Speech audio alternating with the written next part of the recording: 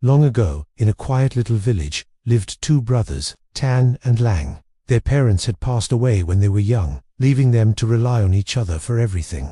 Tân, the older brother, and Lang, the younger, shared a bond so deep and loving that the villagers often spoke of it with admiration, calling it a connection rare in this world. They were inseparable, and their lives were woven together by threads of mutual care and affection. As years passed, the brothers grew into fine young men.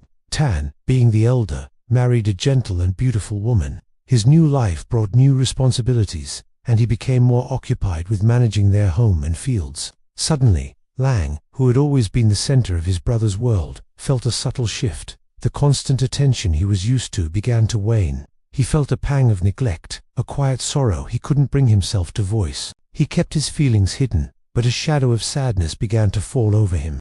Tann's wife, a kind and observant woman, noticed Lang's quiet demeanor. She saw the gloom in his eyes but couldn't understand its source. She tried to be warm and friendly, hoping to bridge whatever gap had formed, but Lang remained withdrawn, lost in his own silent grief. The once joyful home now held an unspoken tension. One afternoon, a heavy rainstorm swept through the village. Lang was standing under the eaves, watching the downpour, when Tann's wife came out. Seeing him getting wet, she kindly gestured for him to come inside and gently brushed the raindrops from his shoulders. It was a simple, caring act. But at that exact moment, Tân walked by. He saw the gesture, but his mind twisted it into something else entirely. A seed of suspicion, dark and poisonous, was planted in his heart. He said nothing, but his cold, accusing silence was louder than any words. Lang saw the look in his brother's eyes and understood instantly. Tân had misunderstood. The realization struck him like a physical blow. His heart shattered. He was innocent, yet he felt responsible for the sudden rift between them. That night, sleep offered no escape. The years of love and trust they had built seemed to crumble under the weight of a single, fleeting misunderstanding. The pain was too much to bear.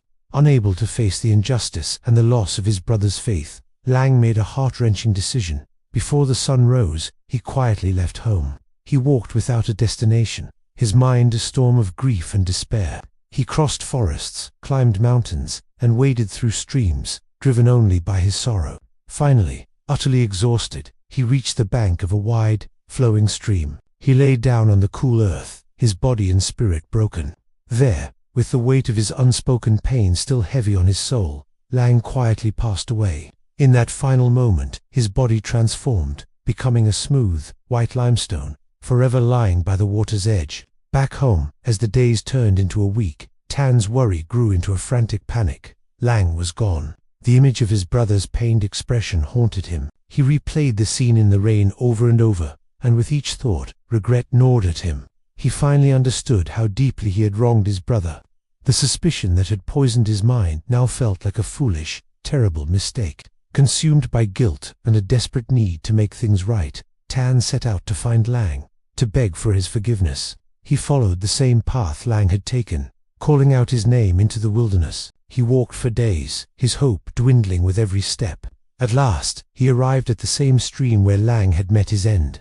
There, he saw the striking white stone, shaped so uncannily like a resting human form. A profound sense of loss washed over him, a certainty that this was all that was left of his beloved brother. He collapsed, embracing the cold stone, and cried out Lang's name in a voice choked with unbearable grief. The sorrow and regret were too much for his heart to hold.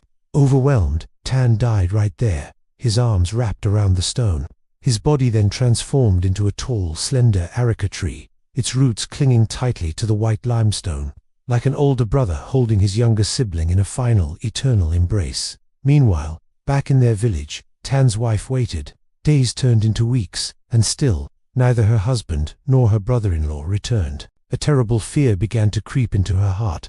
Praying she was wrong but unable to simply wait any longer, she packed a few belongings and set out to find them. She followed the rumors and whispers that led her along their tragic path, her heart growing heavier with each mile. She eventually reached the stream and saw the strange sight, the solitary white stone and the tall areca tree growing beside it, as if guarding it. The moment her hand touched the rough bark of the tree, an intuitive, heartbreaking truth flooded her senses. She knew. She understood that her husband and his brother were gone, lost to a tragic web of love and misunderstanding. The weight of her grief was crushing.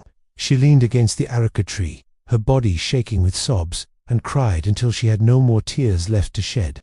Her loyal heart, unable to bear the loss of her husband, gave out. She died there, at the foot of the tree, and was transformed into a green betel vine, which lovingly wrapped its tendrils around the areca tree, a faithful wife refusing to be parted from her husband, even in death. Some time later, a passing woodcutter, tired and thirsty from his journey, stopped by the stream. He noticed the curious trio of plants. He picked a nut from the areca tree and chewed it, but its taste was acrid and bitter. Then, he plucked a leaf from the betel vine that clung to the tree and added it to the nut.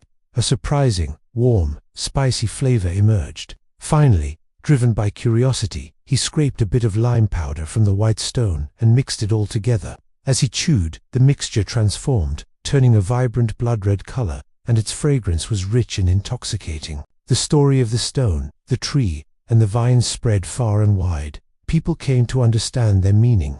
The white limestone was Lang, the innocent younger brother. The tall areca tree was Tan, the protective older brother. And the clinging betel vine was Tan's wife, a symbol of unwavering love and fidelity.